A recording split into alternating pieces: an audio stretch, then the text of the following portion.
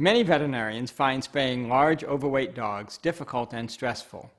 The purpose of this video is to demonstrate surgical techniques that will simplify ovarian hysterectomy in the dog and improve the surgeon's skill and efficiency.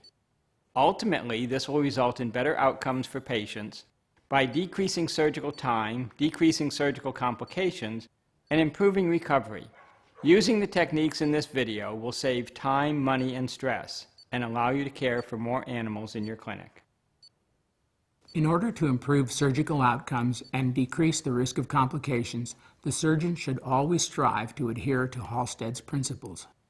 These principles include gentle tissue handling, strict adherence to aseptic technique, meticulous attention to hemostasis, and the elimination of dead space in the surgical wound.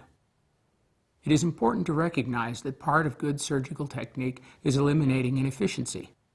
Equally important is to recognize that efficiency is not the same thing as speed. Efficiency in surgery means the elimination of all unnecessary tissue handling and any wasted motion. While improvements in technique that increase efficiency will also reduce surgical times, the goal is not to be fast per se. Rather, the goal is an efficient, minimally traumatic procedure that will produce the best patient outcomes.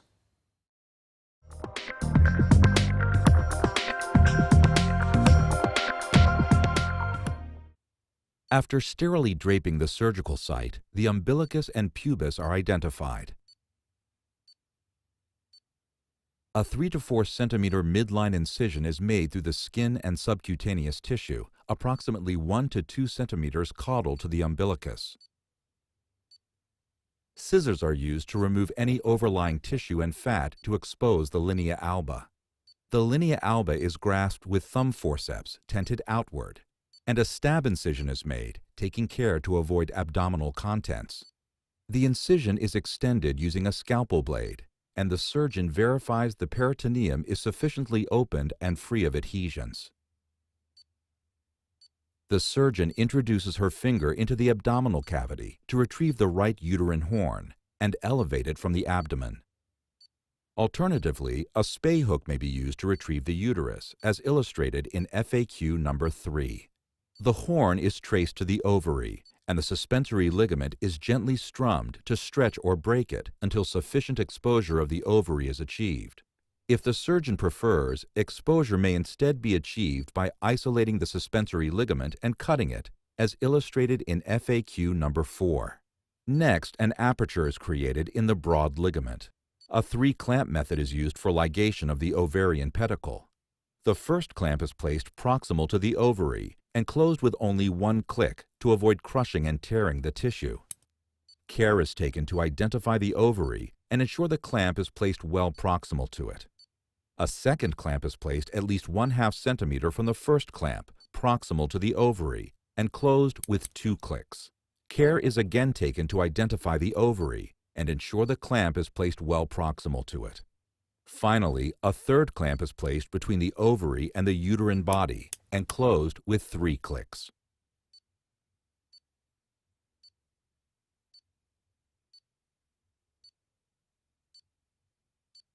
The pedicle is then transected a few millimeters distal to the second clamp. The freed ovary and uterus are laid to one side of the surgical field with the third clamp in place, leaving the pedicle fully exposed and ready for ligation. The surgeon confirms the entire ovary has been removed before proceeding.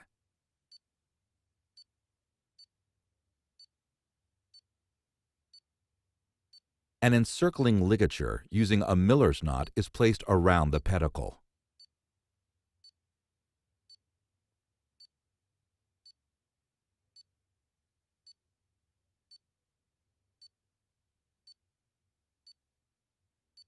The proximal clamp is removed, and the ligature is secured at this location, facilitating compression. Care is taken to secure the initial throw as the surgeon applies traction to tighten the ligature. The Miller's knot is then finished with a series of square knots to prevent loosening. When the suture is cut, the surgeon leaves tags of at least 3 to 4 millimeters in length to help ensure knot security.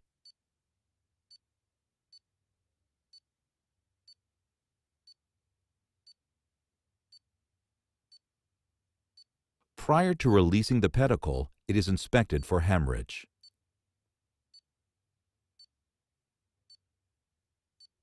The broad ligament is bluntly dissected to facilitate exteriorization of the uterine body by separating it next to the uterine artery, clamping it near the uterine body, and tearing it to free the horn. The tissue is torn rather than cut to encourage hemostasis. Then, the surgeon applies gentle traction to reveal the bifurcation and the contralateral horn.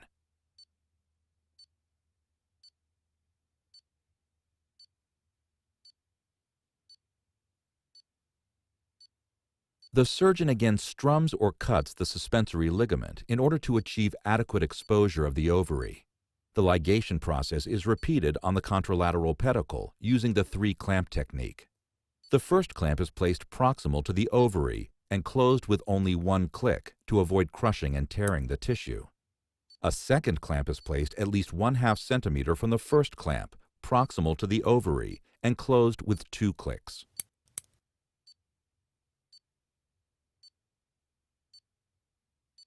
Finally, the third clamp is placed between the ovary and the uterine body and closed with 3 clicks.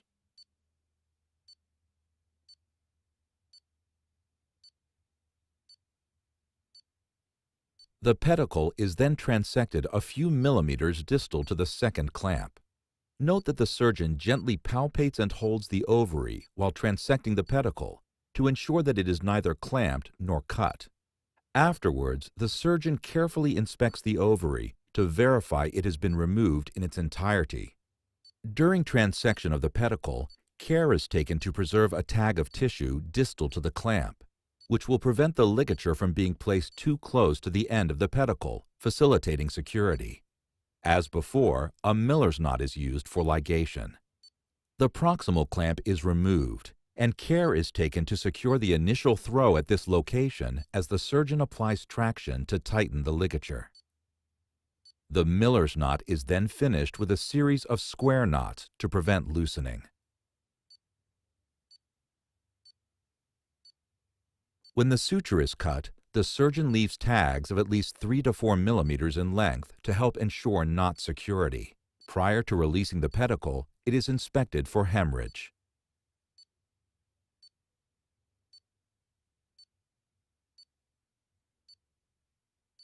The remaining broad ligament is bluntly dissected from the uterine horns.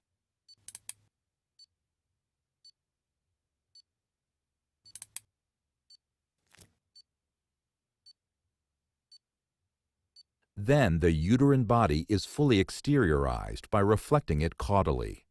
Clamping is not necessary for ligation of the uterine body, and placement of clamps may cut rather than crush the delicate tissue. To ligate the uterus, a Miller's knot is placed around the uterine body. Note the blanching of the tissue, indicating secure occlusion of the uterine vessels. After the ligature is securely tightened, the Miller's knot is finished with a series of square knots to prevent loosening.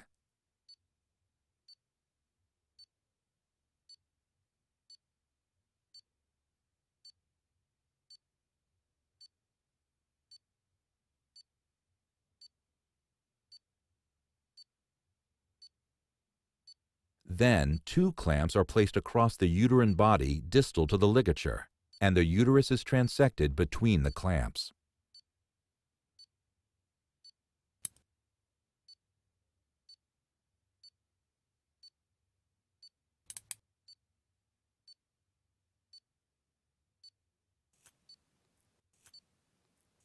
Care is taken to preserve a tag of approximately 1 centimeter of tissue distal to the ligature to facilitate its security. Historical concerns regarding the amount of uterine tissue left in the animal are unfounded. The uterine stump is replaced into the abdomen after verifying hemostasis. The abdominal wall is then closed. The surgeon first closes the linea alba. Large, approximately 1/2 centimeter bites of rectus sheath are obtained. A cruciate suture pattern is used.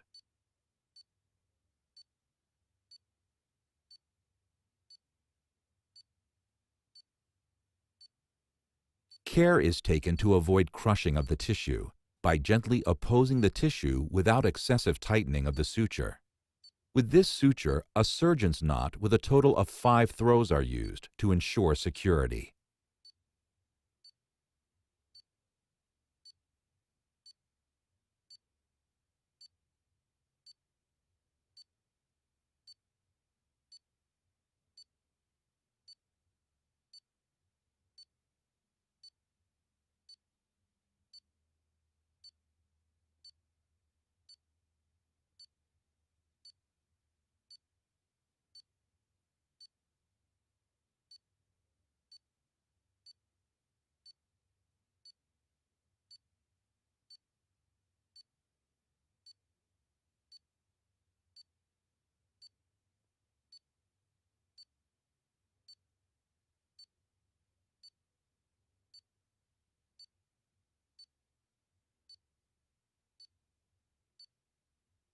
A suture is placed in the external rectus sheath at the cranial aspect of the incision, and a long tag of suture is preserved and will be used to facilitate burial of the knot at the conclusion of the suture pattern. Only 2 throws are necessary to seat this suture, because knot security will be achieved using a series of square knots at the completion of the suture pattern. The deep subcutaneous tissue is incorporated into the suture line, along with small bites of the rectus sheath, in order to obliterate any dead space, minimizing the risk of seroma formation postoperatively.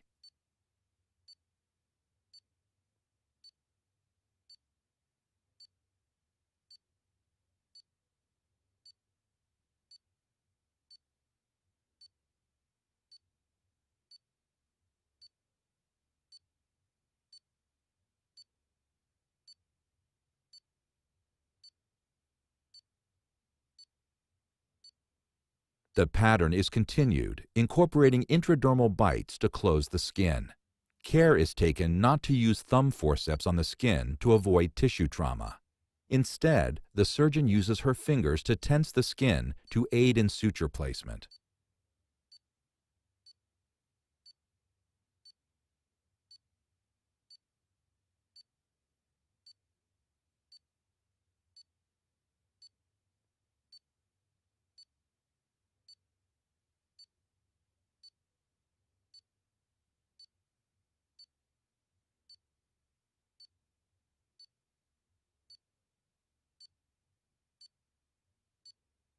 The pattern is completed by securely tying off the suture to the existing tag using a total of 5 throws, and the knot is buried.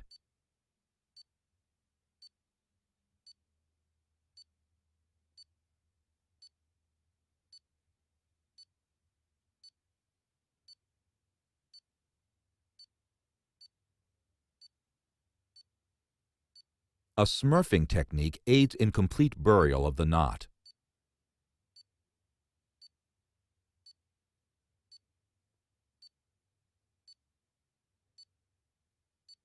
The incision is gently blotted with gauze to remove any blood that is present, and tissue glue is applied, taking care not to apply it to the subcutaneous tissue.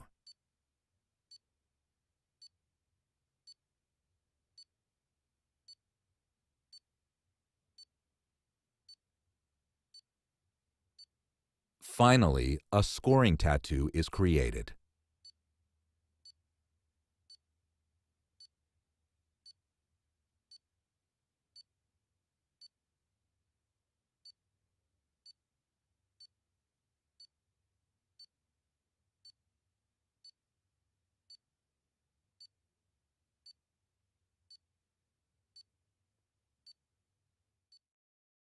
The recommendations and surgical techniques presented in this video are meant to help you refine your own techniques and improve your confidence and skill in spaying large overweight dogs. These techniques are based on sound surgical principles and may be applied to dogs and cats of any size. We recognize that many of the techniques demonstrated may vary from how you were originally taught to perform an ovarian hysterectomy. A section addressing frequently asked questions is provided to further describe and explain the rationale for these techniques.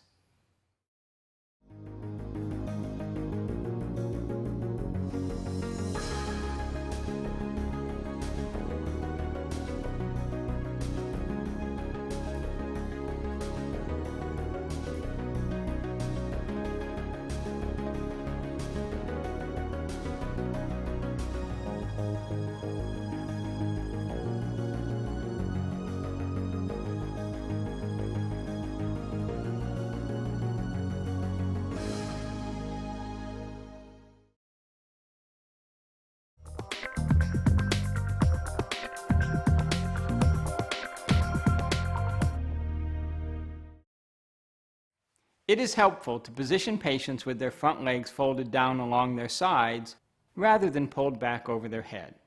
Pulling the legs over their head extends the muscles of the back and increases traction on the suspensory ligaments, making it more difficult to exteriorize the ovaries. In contrast, pulling the limbs alongside the patient's thorax will relax the suspensory ligaments and make delivery of the ovaries through the ventral abdominal incision easier. A simple restraint device, made from a length of aluminum splint rod, can be used for positioning patients in this manner, and will also help prevent the patient's body from tilting to one side or the other.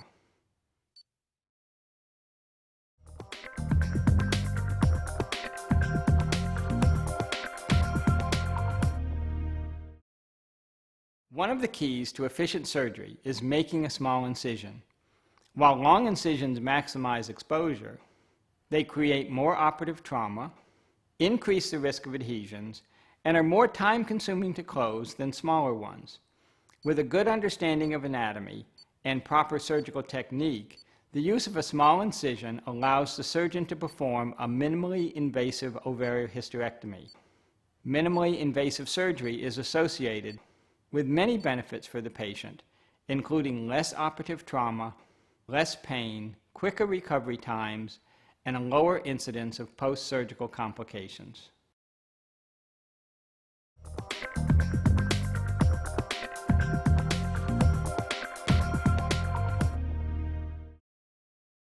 For many surgeons, one of the most challenging and time-consuming aspects of performing an ovariohysterectomy is locating the uterine horn. Increasing proficiency in this step of the procedure will enhance surgical efficiency and minimize tissue handling and trauma. Selecting a method for location and retrieval of the uterus depends upon the surgeon's preference.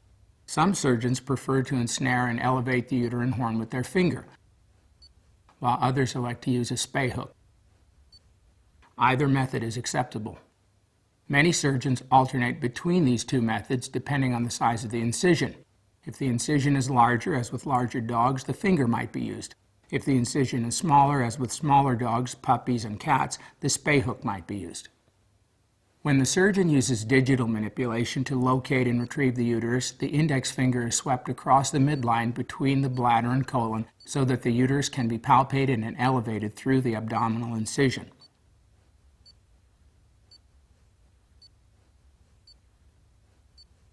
When the surgeon uses a spay hook, it is introduced into the abdomen by holding it against the body wall and advancing it dorsally. The hook is then swept medially and gently extracted from the abdomen to ensnare the uterine horn where it lies under the bladder. With experience, the surgeon can feel whether or not the uterus has been ensnared. When hooked and gently elevated from the abdomen, a small amount of tension is created due to the elasticity of the tract, producing what can be described as a springy feel.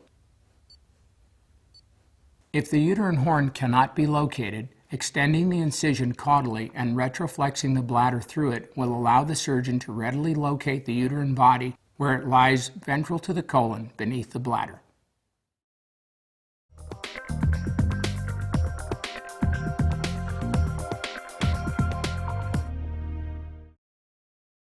Another challenging aspect of performing an ovariohysterectomy in the large dog is breaking down the suspensory ligament in order to gain sufficient exposure of the ovary. It is important to keep in mind that the ligament need not be completely broken because in many cases adequate exposure can be obtained by only stretching or partially tearing it. In either case, this is easiest to accomplish when gentle, steady traction is applied to the ligament in order to make it taut. In order to disrupt the ligament, the surgeon may elect to apply digital pressure across the top band of tissue using the fingers that are most comfortable for him or her. Stretching or breaking the suspensory ligament is analogous to stretching or breaking a rubber band. It is difficult to do if the rubber band is flaccid, but much easier if it is pulled taut. The ligament can be snapped between the fingers. Alternatively, the surgeon can hold the ovary and strum the ligament using the index finger. Another method for disruption of the ligament is to use sharp dissection.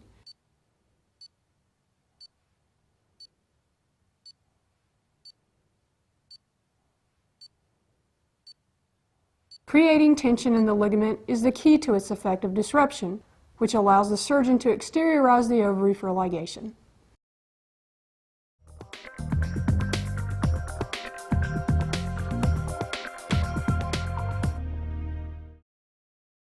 A 3-clamp method is very useful for efficient ligation of the ovarian pedicle in dogs.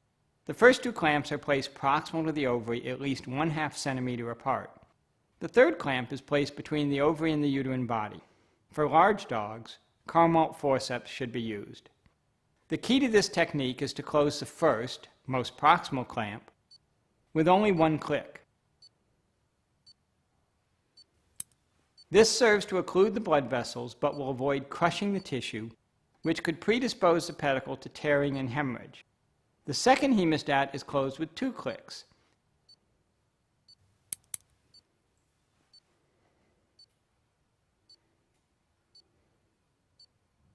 And finally, the third is closed with 3 clicks.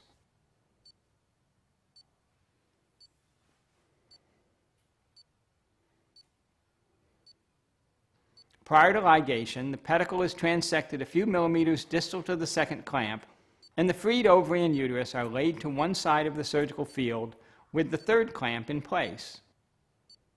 When the pedicle is transected, care must be taken to preserve a tag of tissue distal to the clamp. Preservation of this tag will prevent the ligature from slipping off the end of the pedicle. Then the pedicle is completely exposed and ready for ligation.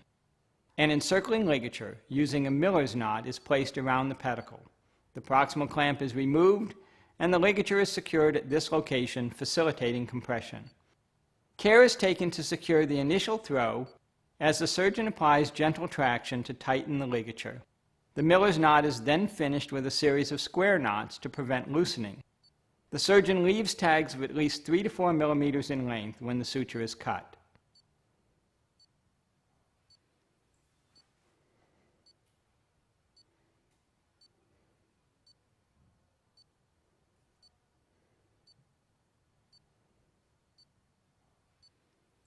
Two final important points. Always place your thumb and index finger around the ovary so you can palpate it and avoid clamping or cutting the ovary.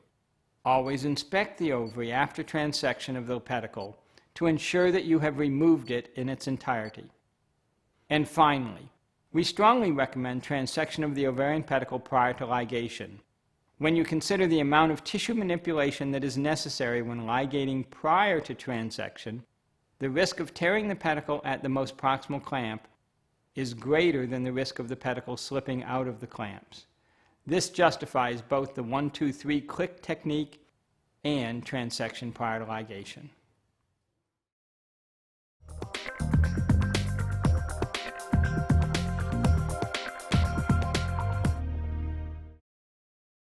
Most of us were taught in veterinary college that double ligation is a must. However, in reality, what is needed for effective ligation is a single secure ligature, even in large or obese patients. 2 ligatures will not be effective if they are poorly placed or insecure.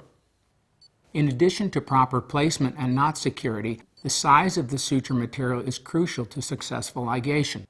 The ligature must be able to be placed tightly enough for successful ligation without breaking. It should also not be so thin that it tends to cut through the ovarian pedicle. Therefore, very fine suture material is not recommended. Conversely, knot compactness and security decrease as the suture material becomes more thick and stiff. Therefore, the gauge of the material for ligatures should be an intermediate size, selected on the basis of the diameter of the ovarian pedicle. In most instances, an aught ligature for large dogs with a thick pedicle will give the best results.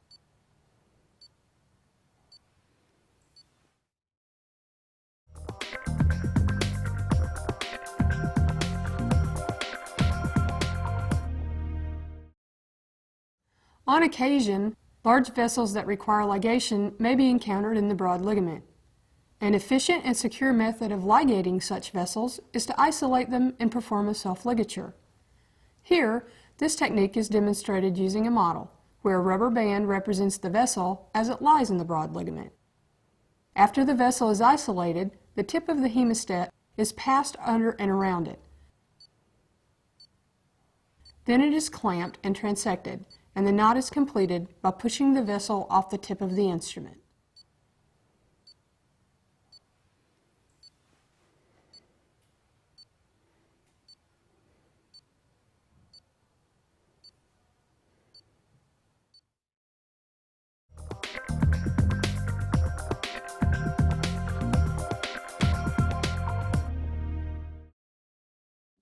The Miller's knot is a binding knot and is a very secure knot for ligatures.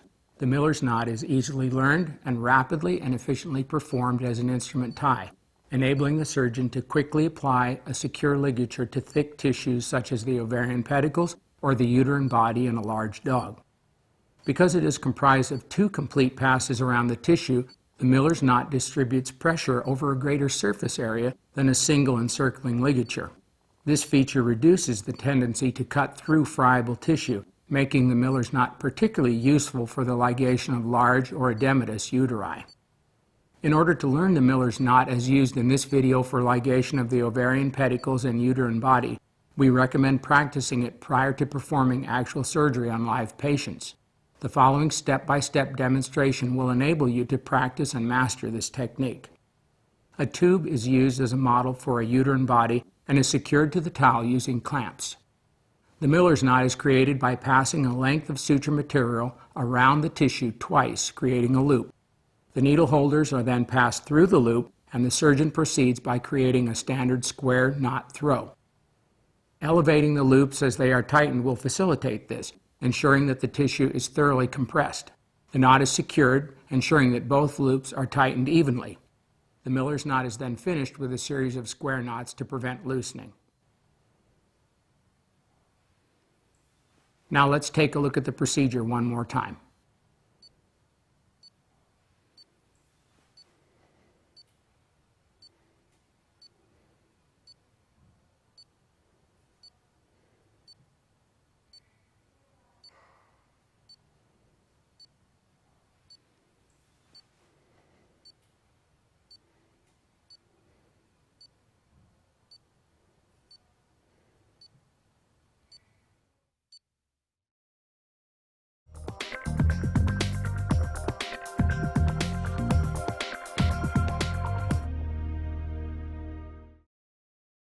Leaving a tag of tissue will not predispose the dog to pyometra. In fact, it is prudent to leave several millimeters of uterine tissue distal to the ligature on the uterine body. This helps to ensure that the ligature does not slip off the end of the stump. Pyometra is a hormone-dependent disease, and the most important aspect of prevention is complete removal of both ovaries, which are the sources of the female reproductive hormones. Oversewing the end of the uterine stump is neither necessary nor recommended. Placement of additional suture adds unnecessary foreign material, and the additional suturing results in tissue trauma and may predispose to necrosis and even serious hemorrhage postoperatively.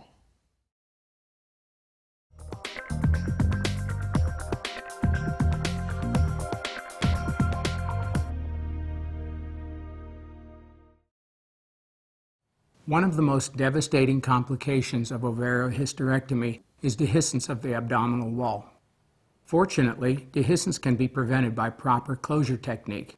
The goal is to securely oppose the rectus sheath as well as the skin without compromising the blood supply or causing excessive tissue trauma. Sutures should oppose wound edges without strangulating tissue.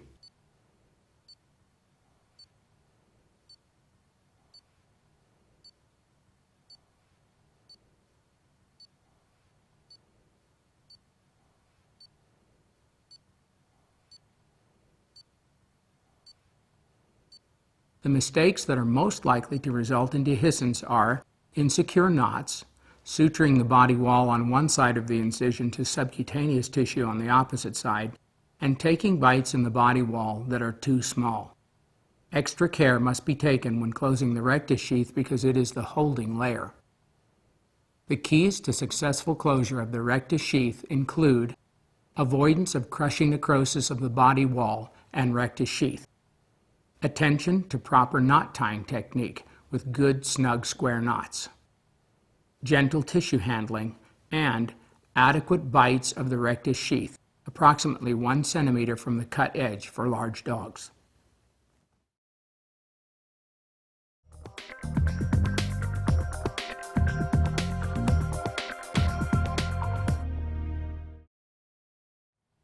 Proper apposition of the skin edges is important for rapid, uncomplicated wound healing. Accurate placement of the intradermal suture bites is the most important aspect of skin apposition. However, tissue adhesive may be useful as an aid to apposition and as a sealant for the incision. Tissue adhesive should never be placed in the incision or in contact with the subcutaneous tissue. It should only be placed on top of the skin to aid proper apposition. This is because if placed within the surgical wound, tissue adhesive acts as a foreign body where it can delay healing or potentiate infections.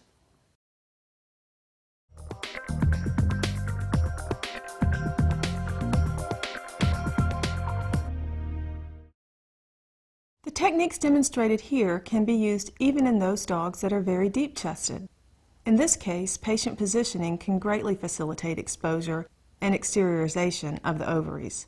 Be sure to watch FAQ number 1 on proper positioning. In the case of morbidly obese dogs, the potential risks and benefits of surgery for the individual animal must be weighed in order to determine if surgery should be performed or delayed until the patient can lose weight. For some animals, future opportunities to be spayed may be unlikely. Thus, the benefits of spaying such animals when they are presented may outweigh the risks.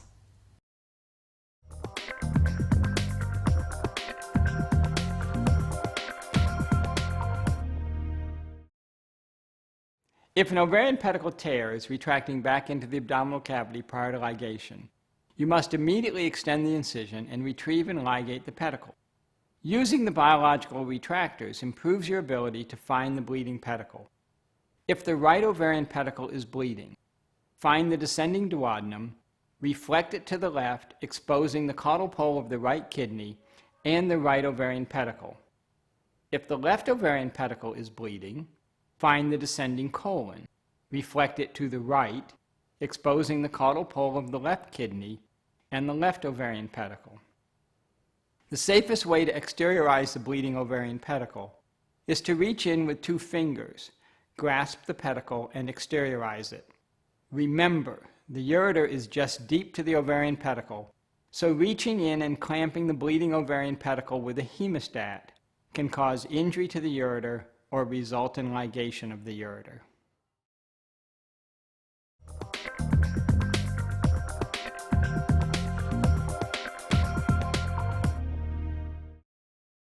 Published veterinary medical guidelines call for spay-neuter programs to choose a consistent means of identifying animals that have been sterilized. To accomplish this, a simple tattoo technique that does not require special equipment is recommended. Animal tattoo ink in the form of paste is used to create a simple line adjacent to the incision to mark the animal. Green paste is preferred since it is easily recognizable and unlikely to be mistaken for natural pigmentation as with black ink.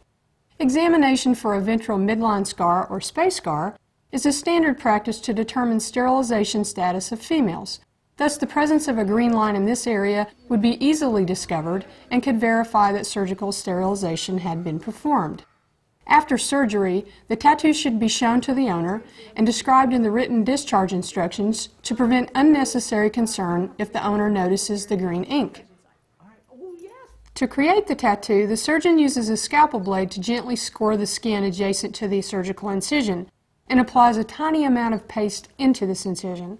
This is called a scoring tattoo, since the skin is scored fully through the epidermis into the dermal layer with a scalpel blade, and paste is then applied. A paper sterility indicator strip from the surgery pack may be conveniently used to paint the inside of the incision with paste. Afterwards, the skin edges are slightly inverted, and a drop of tissue adhesive is applied on the top of the skin for closure. The application of the tissue adhesive prevents patients from licking the tattoo and developing a temporary case of green tongue in recovery.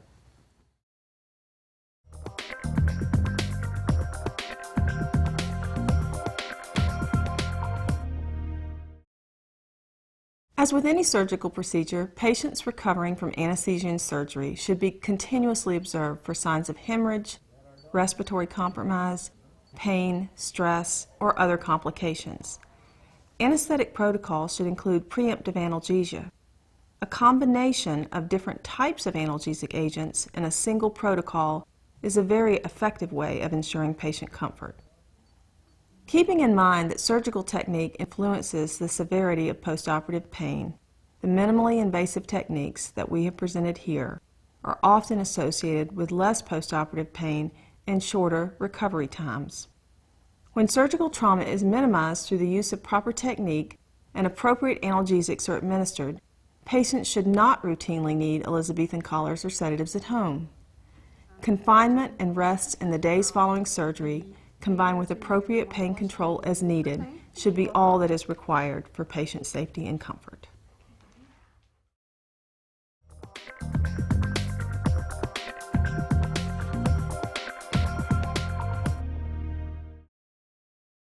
Most veterinary schools teach students how to perform spays when the students are very inexperienced surgeons. The techniques that are taught are designed, therefore, to compensate for that inexperience. So the schools teach students to make extensive incisions because the students are not that familiar with abdominal anatomy. They teach students to double ligate everything because they don't trust the students' knots at that stage of their training.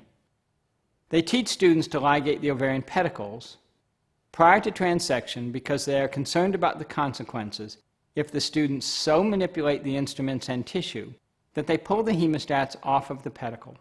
But as a student or veterinarian becomes more experienced with surgery, many of these techniques that are designed to compensate for inexperience can be abandoned in favor of more efficient, less traumatic, and equally safe techniques. The bottom line is, you must master basic techniques before you work on increasing efficiency.